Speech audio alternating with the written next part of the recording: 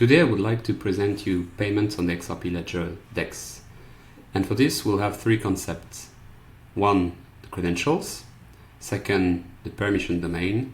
And three, the permissioned DEX. Let's look at the credentials. The credential is an object that you can attach to an account, and you can create a credential of any type. It's you decide. So for example, we can have the KYC Verified here as a credential that can prove that an account has passed the KYC screening. You can have another type as like an MPT issuance license, so the account is allowed to issue a specific class of MPT, or a stablecoin reserve attested type, so the account has like the reserve for USD or Euro stablecoin.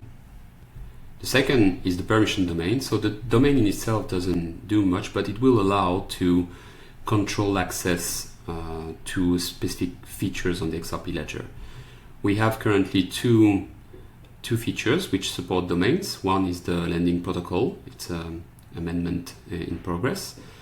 And the second one is permissioned DEX, which we'll see in a minute.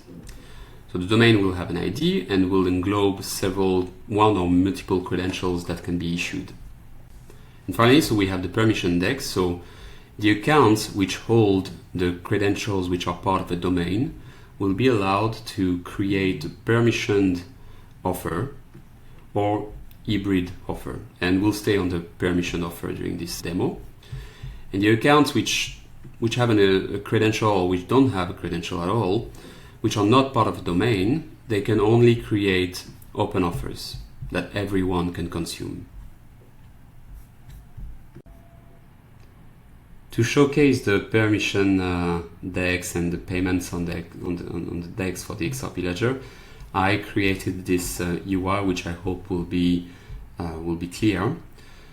So let's look at it. So we will have different accounts. We'll have an issuer account, which will both issue a Euro stablecoin that I will call EURF, that we can see here, and that will issue as well the credentials. In a real scenario, you would have two different accounts, one for issuing the token and one for issuing the credential. But here we'll try to keep it simple. A second account will be a domain owner, so the one that will create the domain. We'll have a third account that will be a payment sender, right, who wants to send, for example, money to Europe, so with euro. And the last one will be a market maker, which will place offers on the DEX. And that will, for example, sell EURF for XRP. So that's the trade we'll do in this permission DEX. So before we start I have this flow, which again I hope will be clear, and we'll start by setting up all the accounts. We'll set up the transaction first to be able to then do the credentials and the trades. So first, with the issuer issuing again the stablecoin and the credential, we'll do an account set to allow rippling. Then the payment sender account and the market maker account will do a trust set to trust EURF. So this one with the number 2, and the trust set here with number 3. Then they will be able to receive EURF. Step number 4, then once this is done, the market maker would typically send a payment, SEPA for example, to credit the issuer with fiat euro. That will be again step 4. And once the issuer receives in the bank account those euro, they will then be able to do a payment to mint EURF and credit the market maker account with EURF token on the XRP ledger. Once this is done, we'll move on to the second step, to the credentials. Here the issuer will start creating a credential for the payment sender and will create another credential for the market maker. The type will be the same here, that would be KYC Verified. Once it's created, the payment sender account has to accept it and the market maker has to accept it as well. The third step is the domain, and here the domain owner account will create that domain using the permission domain set transaction. And within that transaction, we will mention that only the credential that was issued by the issuer account for the KYC verified will be part of that domain. Step number 4 is the trading. Now that the payment sender and the market maker account have the credentials which is part of the domain, they can create permissioned offers on the DEX. This is the row number 1. Go back to the flow, the row number 1 here on the trading. Let me zoom a bit. That's the permission offer create, and the row number 2 as well. And I wanted to showcase as well that any account can make an open offer. So here this is from the market maker, but another account could also make that open offer without specifying a domain ID, and we'll see that the transaction type, the transaction JSON in detail later.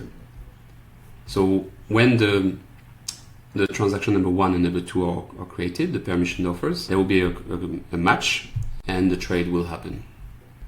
And finally, once this is done, so for the payments on DEX flow, the payment sender will have EURF in the account. They will do a payment or a redemption to the issuer. The issuer account will receive back those tokens. They will be effectively burned from the ledger, removed from circulation. And the issuer will coordinate the redemption request to credit the final beneficiary account and send fiat euros. Now let's execute each transaction and see them in action. So I'm going to this first setup tab here, and the first thing we will do is to generate and fund those 4 accounts using the testnet. And I'm connected to the testnet here, the altnet, this URL. So let's execute this transaction. It's gonna take a few seconds, and we'll have those 4 accounts which will be funded with XRP, and we'll have real addresses. Here we are. This is done.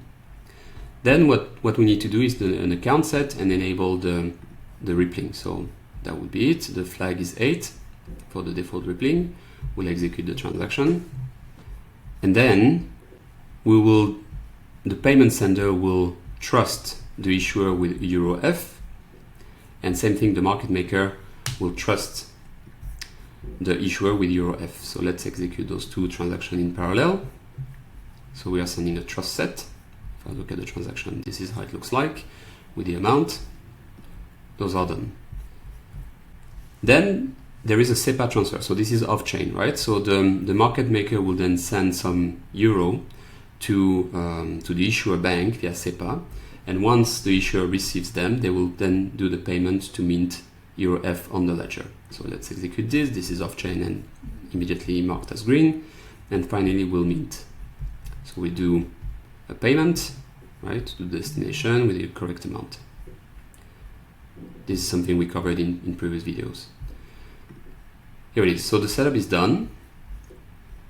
And let's go now to the credentials. Step number 2.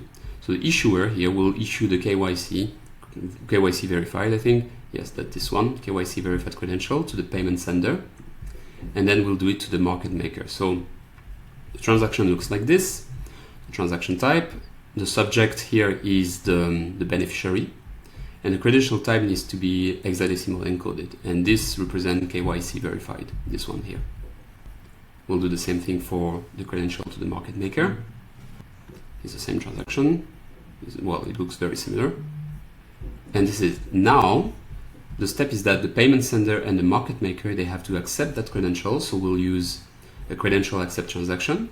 We specify the issuer and the credential type. We execute that. We can as well execute the other one in parallel for the market maker, payment sender. They are executed. And so we can see now in those cards here for the payment sender and market maker, we have the KYC verified credential, which is here. The trust line is done, and the market maker has 1000 EURF stablecoin. Step number 3 in my flow here is the domain.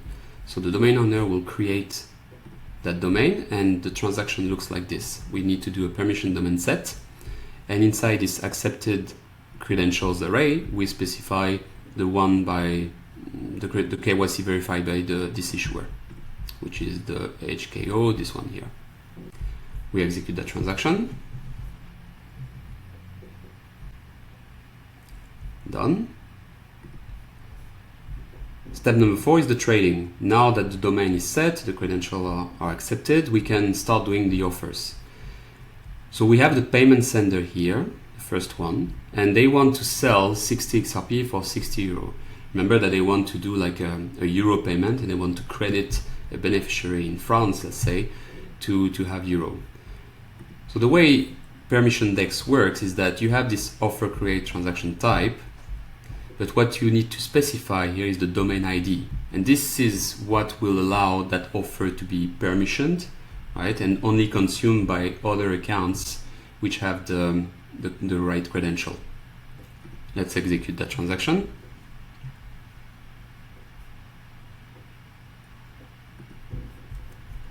And then the market maker will have, here in that example, we can do two transactions. One which will be permissioned with the domain ID, and one which will not be permissioned. And I want to do the open one first to show you that we'll go to an Explorer and to show you that the offers will not cross, right? So here I'm selling 50 euro for 50 XRP.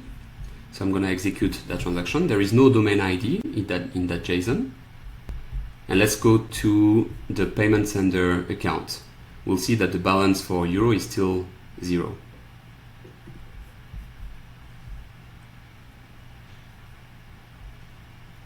Look at the IOU, we don't have any IOU, right? So we created that offer before with the domain ID, but there is no IOU yet. The offer didn't cross. Now what I will do is that I will use the market maker to do another offer, but this time with the domain ID. I re-specify the domain ID here, and we will see that the balances for the payment sender and the market maker will adjust. The EURF here will decrease and the EURF here will increase. That's it. So we have 60 and now 940. Let's go to those accounts just to make sure that the balances in the Explorer are as well correct. And here we are. We have the IOU here, 60 EURF. The offer was created, with the domain ID. And let's go to the market maker. Let's look at the balance as well. We should see 940.